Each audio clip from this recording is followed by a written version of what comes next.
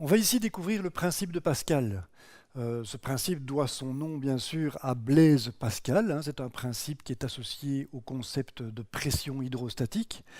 C'est ce qu'on voit d'ailleurs ici sur cette illustration, hein. C'est une expérience mise au point par Pascal. Alors je ne vais pas parler de cette expérience ici, on la découvrira dans quelques minutes.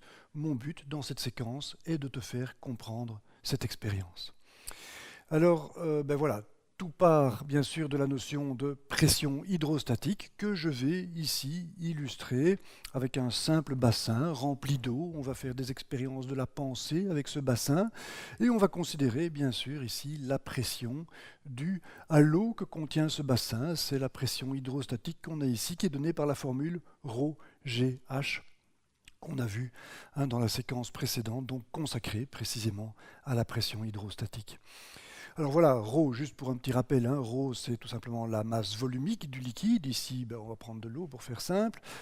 G, c'est l'accélération de la gravitation terrestre, à peu près 10 mètres par seconde au carré. Et H, eh bien, c'est tout simplement la profondeur ici de ce bassin. C'est la hauteur d'eau qu'on a dans ce bassin. Et donc P représente tout simplement la pression sous cette hauteur, c'est-à-dire la pression ici dans le bas du bassin, sur le fond du bassin, au fond de l'eau, ici. Voilà, donc ça c'est la notion de pression hydrostatique et je te propose ici quelques petites manipulations avec ce bassin pour finalement te montrer que cette pression ne dépend pas de la quantité d'eau qu'il y a ici dans ce bassin. Alors ça peut paraître paradoxal, hein, mais tu vas voir que c'est bien comme ça que ça marche. On est ici une certaine pression, je vais donc te montrer que cette pression est indépendante de la quantité d'eau qu'on a dans ce bassin. Et pour ça, je vais te proposer donc de faire quelques manipulations. Je vais commencer par utiliser ici un bassin de plus petite taille, percé d'un trou ici, que je vais donc enfoncer dans l'eau ici. Alors, puisqu'il y a un trou, ben, l'eau va y rentrer, hein, voilà. Il y a une certaine résistance au départ, mais voilà, il suffit d'attendre que l'eau remonte.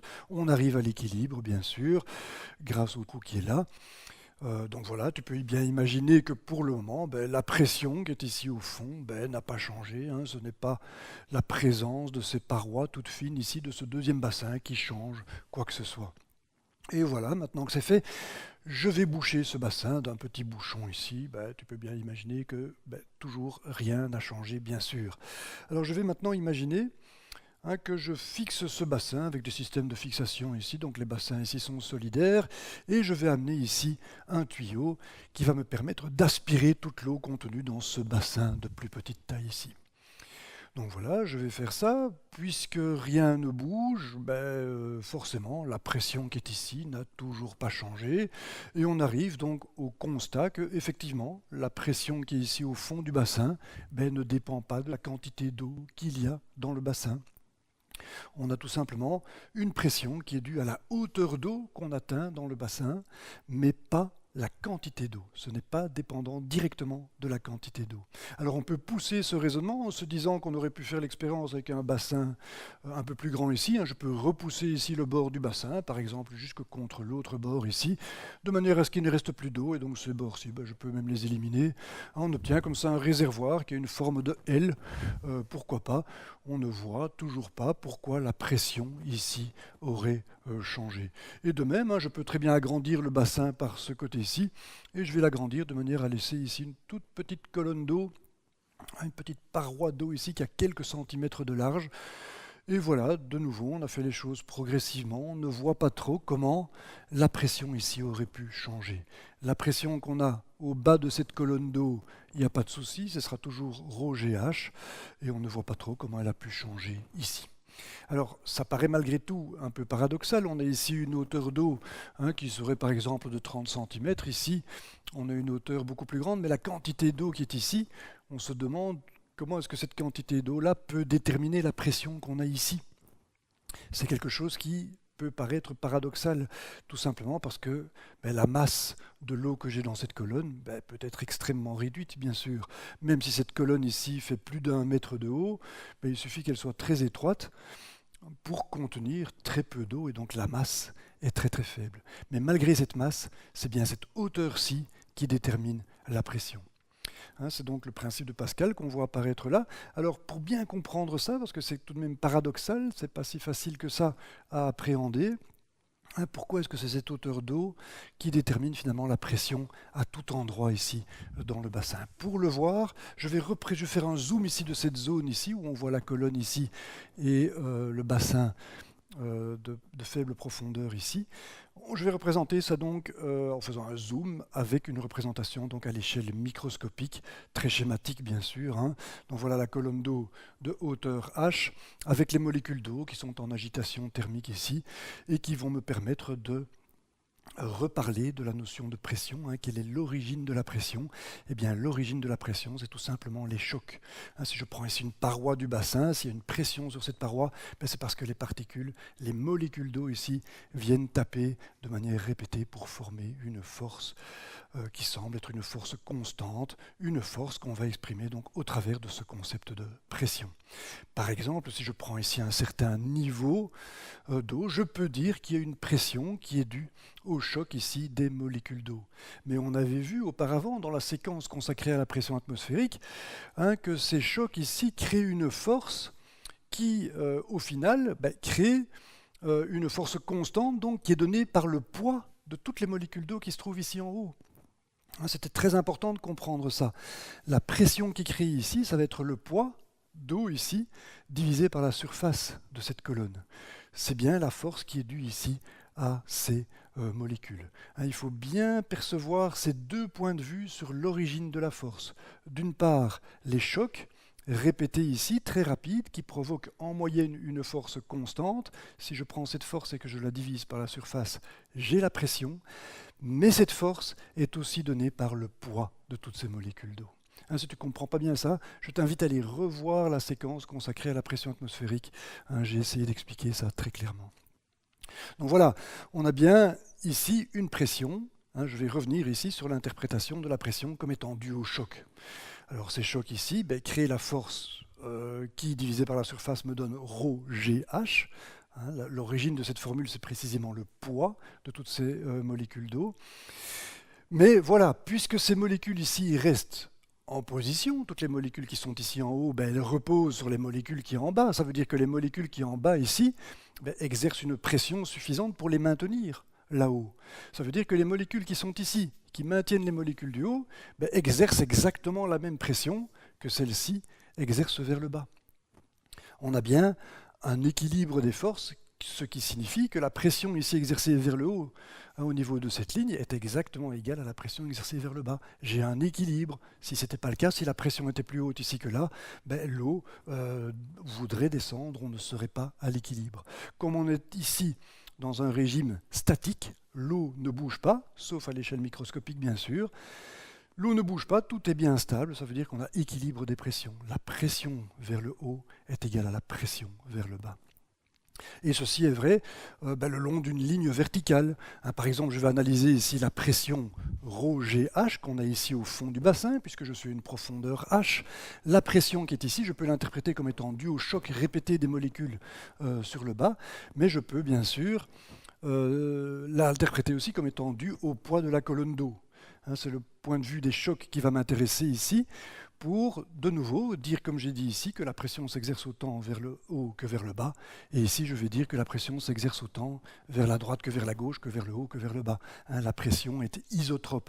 Elle s'exerce de la même manière dans toutes les directions. La pression qu'on a ici, elle est due au mouvement des particules, à la vitesse des particules qui donnent des chocs. Il est clair que la vitesse est aussi distribuée. La vitesse apparaît dans toutes les directions, tu le vois, c'est une agitation thermique sans direction privilégiée. Il y a autant de particules qui touchent, qui vont vers le bas, qu'il y a des particules qui vont vers la droite, qui vont vers la gauche, etc. Tout ça pour dire que le long de cette ligne ici, la pression vers la gauche ici est exactement la même que celle vers le bas. Le choc des particules sur une paroi serait exactement de la même force. J'aurais bien la même pression vers le bas que vers la gauche. Et donc je peux comme ça choisir une deuxième ligne ici. Il est clair que les particules qui sont de ce côté-ci, elles ne bougent pas ici. Vers la gauche, j'ai bien équilibre, je suis en régime hydrostatique. Ça veut dire que la pression que j'ai du côté de la ligne ici est la même que de ce côté-ci. Les particules poussent autant vers la droite, les particules de gauche ici poussent autant vers la droite que les particules de droite ne poussent vers la gauche. Et je peux dire la même chose ici, au-delà de cette ligne bien sûr. Les particules qui sont ici, qui subissent et qui provoquent la même pression que celle-ci, ben vont être équilibrées avec les particules qui se trouvent de ce côté-ci. Et ça veut dire que la pression qui est exercée de ce côté-ci est égale à la pression de ce côté-là. Et je peux comme ça aller de proche en proche, raisonner de ligne en ligne comme ceci. Tout ça pour te dire que la pression ici, au fond du bassin, ça vaut ρGH, tout simplement, jusqu'au fond du bassin.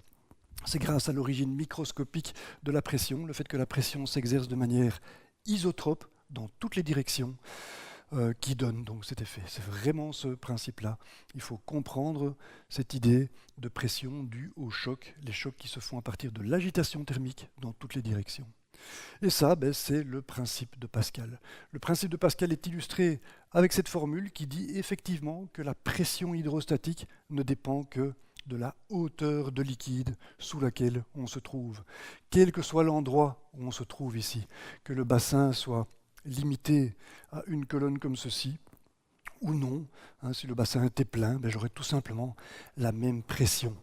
Donc on voit que ce n'est pas dépendant de la quantité d'eau qu'il y a au-dessus d'un point donné, c'est tout simplement dépendant de la hauteur d'eau que je trouve dans l'eau qui provoque la pression ici à laquelle je m'intéresse. Voilà. Donc c'est le principe de Pascal, c'est ce qu'on appelle le principe de Pascal. Donc à cette formule, on associe l'idée que la pression se répartit de manière uniforme partout. À une hauteur donnée, la pression sera la même partout. Grâce à cette idée de communication de proche en proche, ici de la pression se répartit à une hauteur donnée de manière complètement uniforme. Voilà, c'est le principe donc de Pascal que Pascal a illustré avec une expérience donc qu'on appelle l'expérience du crève-tonneau de Pascal. Pourquoi crève-tonneau ? Eh bien tout simplement parce que cette expérience se basait justement sur un tonneau qui se brisait sous l'effet de la pression. Ce tonneau brise sous l'effet de la pression qui est provoqué ici par un tube qu'on met donc au-dessus du tonneau. Tu sais que les tonneaux ont toujours un trou ici pour pouvoir les vider, bien sûr. À la place du bouchon, ici, on enlève le bouchon et on met un tube. Alors ici, c'est un tube métallique assez épais, donc il n'y avait pas beaucoup d'espace dans ce tube. Le trou du tube ici avait sans doute quelques centimètres, disons 2-3 centimètres de diamètre. Ça veut dire que le volume qu'il contient est très faible, et donc on place ce tube. Au départ, il est vide, le tonneau est plein, mais il est fait pour tenir la masse d'eau ici qu'il contient, ce tonneau, bien sûr, c'est fait pour. Mais quand on remplit ce tonneau ici avec très peu d'eau, puisque je répète, le tube n'était pas bien épais, le diamètre intérieur de quelques centimètres, ça veut dire qu'avec 1 litre et demi, 2 litres éventuellement, on pouvait remplir tout ce tube, toute cette colonne d'eau. Et cette colonne d'eau arrivait sur une certaine hauteur, 2-3 mètres, je ne sais pas, et donc on avait ici un H important qui provoquait une pression hydrostatique importante. Alors si la hauteur de la colonne totale est de l'ordre de 3 fois la hauteur d'un tonneau, ce qui est à peu près le cas sur cette image, ça veut dire qu'on triplait la pression. Et tripler la pression pour un tonneau en bois, ce n'est pas évident. Les tonneaux, dans les démonstrations de Pascal en tout cas, éclataient véritablement. C'est ce qu'on voit sur cette image. On voit que les lattes qui forment le tonneau se séparent et l'eau passe de partout. Ici, le tonneau est tout simplement crevé. C'est l'expérience du crève-tonneau de Pascal. Alors voilà, c'est une expérience qui est assez spectaculaire. Essayez de bien comprendre l'aspect spectaculaire de cette expérience. On est ici avec un tonneau qui semble être un objet malgré tout costaud, et on vient briser ce tonneau à l'aide d'une quantité d'eau qui paraît dérisoire. On a ici une cruche avec 1,5 litre, 2 litres tout au plus d'eau pour remplir ce tube. On reverse l'eau et le résultat de la présence de l'eau ici, c'est que le tonneau éclate tout simplement. C'est assez paradoxal, c'est pourquoi cette expérience a eu pas mal de succès, elle était considérée comme spectaculaire, donc par ce côté paradoxal. Voilà, tout ça pour dire, c'était une illustration de cette formule. La pression dépend de la hauteur et non pas de la quantité d'eau. La quantité d'eau est très faible, mais la pression, elle, est très importante parce que la hauteur, elle est considérable. Voilà. On va continuer maintenant. On va voir que ce principe de Pascal a d'autres conséquences. On va encore s'amuser ici avec les deux bassins imbriqués l'un dans l'autre. Alors comme tu as vu, hein, je l'ai repris ici, j'ai repris un bassin plus petit que le grand bassin initial. Alors je vais faire ça tout simplement pour manipuler ce bassin. Je vais voir ici ce qui va se passer en agrandissant cette partie, cette colonne d'eau là.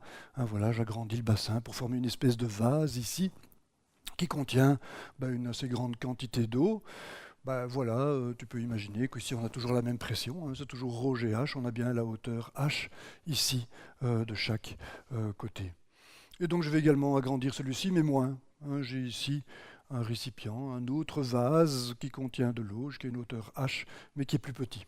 Alors, en analysant ça, tu pourrais être tenté de dire que puisqu'il y a plus d'eau là, ça va peser plus lourd ici que là, et donc on pourrait s'imaginer que le système va se déséquilibrer, que le niveau va descendre ici, hein, au profit de celui-ci qui pourrait monter. Mais il n'en est rien, bien sûr. Hein. Grâce au principe de Pascal qui dit que la pression ne dépend que de la hauteur, il est clair qu'on a la même pression de ce côté-ci que de ce côté-là, et il n'y a aucune raison d'avoir un transfert de masse.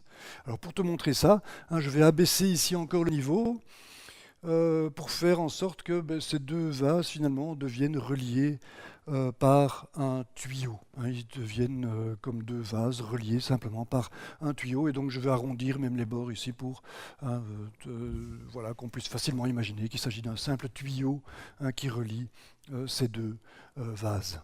Et donc je vais mettre ici un petit bouchon, voilà, une petite, comme si c'était une petite vanne ici, j'empêche l'eau de passer de gauche à droite et de droite à gauche. Alors, pas de problème, hein, je peux laisser ceci, donc on va supposer que ce petit bouchon est suffisamment solide pour pouvoir venir mettre de l'eau de ce côté-ci. Alors je vais verser de l'eau, voilà, le niveau monte forcément puisque l'eau est bloquée là.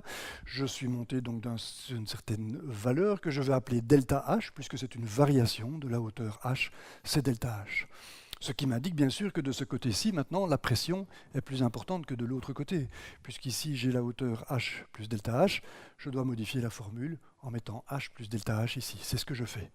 Ici, j'ai une pression qui pousse sur le bouchon, hein, qui est ρGH plus delta H. Alors que de l'autre côté, j'ai toujours la hauteur H, c'est-à-dire que j'ai la pression ρGH, qui est plus faible, bien sûr, puisque là, je n'ai pas le delta H de ce côté-là. Et donc, bien sûr, le bouchon maintenant est poussé ici, vers la gauche. Hein, c'est inévitable. Et s'il n'est pas assez costaud, ou si je le retire, eh bien, clairement, l'eau ici va avoir tendance à passer dans le grand bassin. Hein, le niveau que j'ai mis ici ne va pas être maintenu. Hein, c'est ce qu'on va voir tout de suite. Il va y avoir équilibrage, bien sûr. Et ça s'arrête, bien sûr, au moment où je retrouve les mêmes niveaux. Pourquoi les mêmes niveaux? Parce que dans ces conditions-là, quand j'ai le même niveau ici, j'ai la même pression de part et d'autre du trait pointillé que je viens d'introduire ici. J'ai la même pression là que là, et donc l'eau n'a plus aucune raison de bouger. Je pourrais remettre mon bouchon ou pas, ça ne change rien. La pression est la même de part et d'autre de ce trait. Et ça, c'est le principe des vases communicants. Si on met deux vases qui sont en communication par un tuyau, comme ici, les deux vases seront d'office au même niveau. Hein, c'est ce qu'on appelle donc le principe des vases communicants. C'est un principe qui est bien pratique, précisément pour pouvoir assurer des niveaux équivalents. Par exemple, pour réaliser les fondations d'une construction, telle qu'une maison ou autre, on utilise ce type de vases communicants pour s'assurer que les niveaux d'un côté à l'autre du chantier soient les mêmes. Hein, c'est quelque chose qui était déjà utilisé dans l'Antiquité, notamment par les Égyptiens, pour la construction de leurs temples. Voilà. Alors ces vases communicants peuvent être de toutes formes, bien sûr. Hein. Le tuyau ici qui relie les deux peut très bien avoir n'importe quelle forme. Voilà, j'en présente un très original ici, qui a l'intérêt de montrer ici un méandre ici qui va plus haut que la surface de l'eau. C'est une situation qui va être intéressante, on va s'amuser avec ça, et avec le principe de Pascal. Donc voilà, j'ai ici la ligne qui m'indique la ligne de pression atmosphérique, hein, P atmosphérique ici. Pourquoi la pression atmosphérique? Parce que l'air arrive là, et l'air, il est bien à la pression atmosphérique. À la surface de l'eau, je suis bien à la pression atmosphérique. Et d'après le principe de Pascal, la pression, du moment qu'on est à la même hauteur, voilà, je suis ici à la même hauteur partout, dans le liquide, hein, la hauteur de liquide est ici c'est la même hauteur, j'ai la même pression partout, ici j'ai la pression atmosphérique. Ici, j'ai aussi la pression atmosphérique. Et voilà, donc on peut se poser la question de savoir ce qui se passe ici. Que vaut la pression en ce point-là, à une hauteur que je vais appeler H1 ici, pour la différencier du H que j'ai d'habitude. H1, c'est la hauteur de ce méandre ici, du tuyau. Que vaut la pression ici au sommet de ce méandre? C'est la question que je me pose. C'est pas très compliqué. On sait que si on a cette pression, on sait que la pression qu'on a ici, plus le poids de cette colonne d'eau, le poids de cette colonne d'eau divisé par la surface, c'est-à-dire la pression due à cette colonne d'eau, eh bien, ça me donnera tout simplement la pression que j'ai ici, c'est-à-dire la pression atmosphérique. La pression atmosphérique est égale à la pression que je ne connais pas, plus ρGH1. Et donc, je vois que la pression que je ne connais pas, maintenant je la connais, puisque je sais que c'est la pression atmosphérique, moins ρGH1. Il me suffit de mettre ρGH1 ici, dans l'autre membre. Et je vois donc que j'ai bien ici la pression atmosphérique, moins ρGH1. C'est pas très facile à appréhender, ça, mais voilà, c'est pour ça que je te propose ceci d'ailleurs. C'est pas toujours très facile à comprendre, mais si on a une colonne d'eau ici, qui crée une pression ρGH1, et que en bas de cette colonne, on est à la pression atmosphérique, force est de constater que la pression qu'on a ici, c'est bien la pression qu'on a à ce niveau-ci, moins la pression de la colonne. Tout simplement parce que cette pression-là, plus la pression de la colonne, c'est-à-dire ρGH1, ça fait bien P atmosphérique. C'est assez évident, une fois qu'on se penche sur le problème, c'est assez clair, mais on voit donc qu'il faut parfois retirer des pressions, les pressions négatives. C'est en quelque sorte cette situation-là que j'ai voulu présenter ici. Alors voilà, si la pression est plus basse que la pression atmosphérique, ce qui est une évidence, ici, la pression est plus basse que la pression atmosphérique. C'est-à-dire que s'il y a un petit trou dans le tuyau que je viens de faire apparaître ici, l'air va s'engouffrer, bien sûr, la pression atmosphérique est plus forte que la pression de l'eau. Et donc l'air va s'engouffrer, c'est ce qui va se passer maintenant. L'air s'engouffre jusqu'où? Mais bien sûr, jusqu'à ce qu'on ait ici un équilibre. On retrouve ici un vase communicant avec les mêmes niveaux de chaque côté à l'équilibre, et de même ici un vase communicant avec les mêmes niveaux à l'équilibre. Voilà. Donc ça c'était un aspect des choses. Maintenant je vais revenir à mon système ici de vase communicant et je vais m'intéresser plutôt à un niveau bas ici, la pression. Je vais prendre ici un trait, je m'intéresse à la pression là. Là c'est pas très difficile, on a la pression atmosphérique ici, on sait qu'il faut ajouter à cette pression atmosphérique la pression due à cette colonne d'eau, c'est-à-dire ρGH, P atmosphérique plus ρGH, c'est la pression que j'ai là. Et cette fois bien sûr, je vois que la pression est tout simplement plus élevée que la pression atmosphérique. Ça veut dire que si je coupe le tube ici, si je me débarrasse de ce deuxième réservoir ici, je vais me retrouver avec de l'air ici à la pression atmosphérique, et ici je me retrouve avec de l'eau à la pression atmosphérique plus ρGH, ρGH étant donné donc par cette hauteur H là, la hauteur du niveau d'eau que j'ai là. Et bien sûr, ça ne peut pas durer. Bien sûr, si la pression de l'eau est plus forte que celle de l'air, l'eau va venir envahir ici l'atmosphère et ça va faire un beau jet. Ceci, c'est le principe du siphon, tout simplement.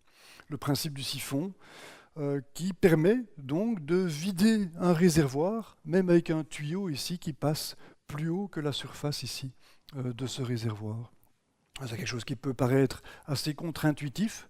De nouveau, on a un tuyau ici qui passe plus haut, mais qui permet malgré tout de vider ce réservoir. Alors ça, c'est précieux. Si un jour tu remplis, plus tard, si tu remplis le réservoir de ta voiture qui fonctionne avec un moteur diesel, si tu le remplis avec de l'essence, tu as intérêt à vite le vider.